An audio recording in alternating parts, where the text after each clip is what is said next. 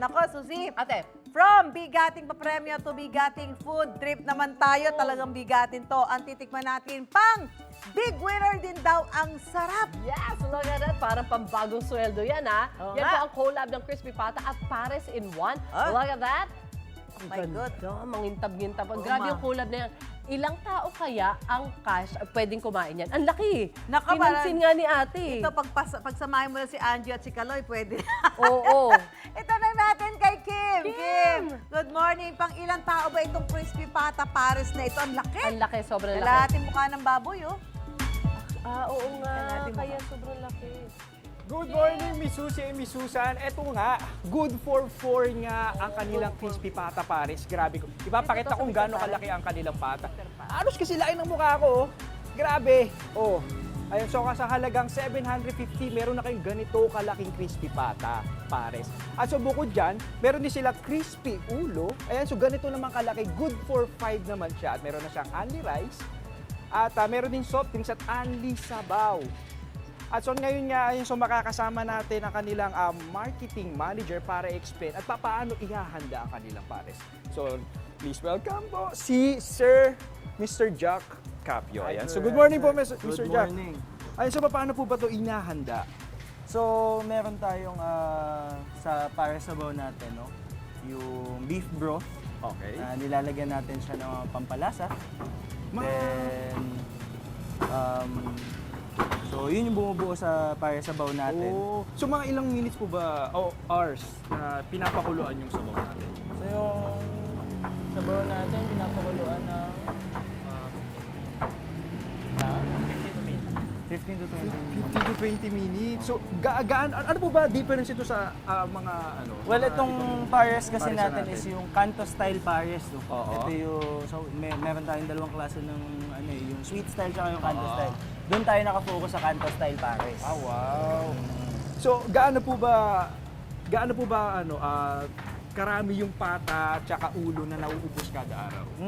On an average day, nakakaubos tayo ng 350 to 450 Grabe, ang kilograms dami, ng pata. Wow.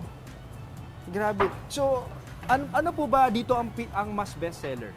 Ang best seller natin is yung crispy pata tsaka crispy ulo overload Oo talaga. nga, kasi napakalaki, grabe. Yun talaga siya. Kasi minarapat namin na bumuo ng group meal. Kasi madaming customer dito, yung grupo, mga pamilya pupunta, mga barka-barkada. So gumawa kami ng konsepto na para sa kanila, binuo namin itong ulo, crispy ulo overload, tsaka crispy Grabe, pata papangmaramihan talaga. overload. So, Yan, good for 5 and good for 4. ayan, so oras na para magtikiman yan. So, pwede po ba humingi ng sabaw? Ayan. So, ako na nagsambok talaga, mga kapuso. halo At natin. titikman natin ang kanilang sikat na, ayan, pwede niyo po ako tulungan. Tulungan ka na. Ayan. So, ito nga, titikim ako ng kanilang crispy pares.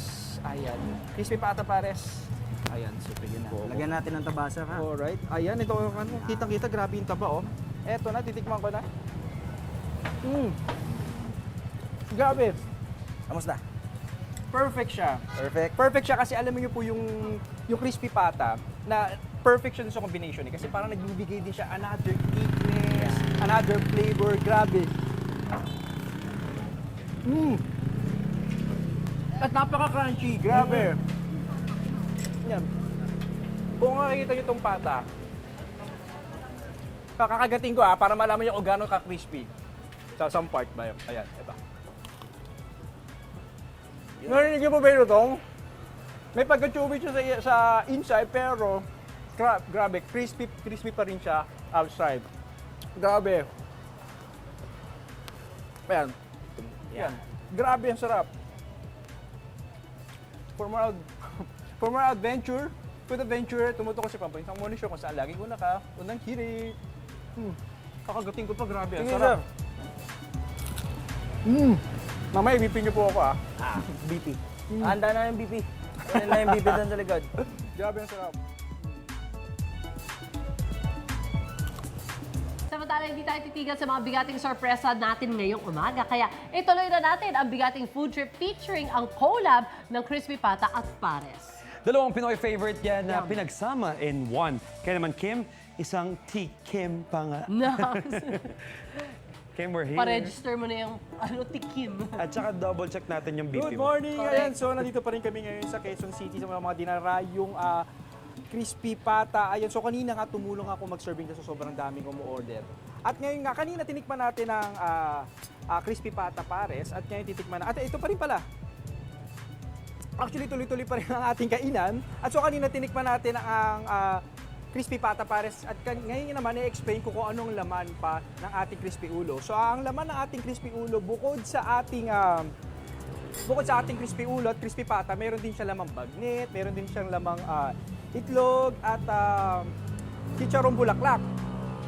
Ayan, so sa mga hindi nakakalam, nag-ooperate sila 24 hours. Ayan, so perfect siya talaga sa mga ano. At meron ito, kung titignan nyo kung gaano kalaki talaga ang good for 5 naman ang ating crispy ulo pares. Na nasaktong-sakto talaga sa 5 tao. At kung makikita nyo naman, talagang hindi ko pa siya nautsa sa sobrang laki niya. At ito naman, titikman naman natin, pwede bang kumurot dito sa ayan. Ito, papakita ko naman kung gaano kalutong ang kanilang crispy ulo. Zoom natin, ayan. Yeah. Grabe, parang chicharon na sa lutong. Na pag nilagay mo siya dito, actually, teka, hindi mo pagsalita. Itong crispy ulo natin, may kakaiba siyang flavor compared dito sa ating crispy pata. Na another flavor siya. May pagkunting chicharon, haluan pa siya ng chicharong bagnet, chicharong bulaklak. Perfect siya. Pakulit pa nga ako. Ayun o. Kung makita yung grabe ang laki niya, halos kasi laki na ng ano ko, braso ko, ganun siya kalaki. At tuloy-tuloy lang kainan, back to studio.